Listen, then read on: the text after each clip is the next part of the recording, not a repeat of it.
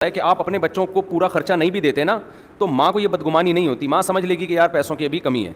लेकिन फिर सौतेले में ये होता है कि अगले के दिल में ये ख्याल आ सकता है, अच्छा ये अपना सौतेलापन यहाँ पे निकाल रहे हैं। ये कौन क्लियर करता रहेगा बैठ के कि नहीं जी ऐसा नहीं है। अपने बच्चों को आपने किसी अच्छे स्कूल में दाखिल कर दिया, अब आपके पास गुंजाइश नहीं है, तो सौतेलों को आपने किसी गवर्नमेंट के स्कूल में कर दिया। एक मिसाल दे रहा हूँ, अच्छा ये क्या है, सुतीलापन निकाला जा रहा है। बहुत सारे मसाइल खड़े होते हैं। आपकी नीयत गलत नहीं भी होती, लेकिन शैतान को आपके ससुराल को वरगलाने का मौका मिलता है। तो इसलिए बात क्लियर। तो जब भी तलाक याफ्ता औरत से शादी करो, जिसके बच्चे भी रखो या बेवा से, तो पहले बता दो भाई मेरी शादी आपसे हो रही है, मैं इतना एहसान आपके ऊपर कर रहा हूं कि बच्चे आपकी गोद से छीन नहीं रहा, बच्चे आपके साथ रहेंगे, लेकिन ये आपके बच्चे हैं। समझ में आ रही है बात?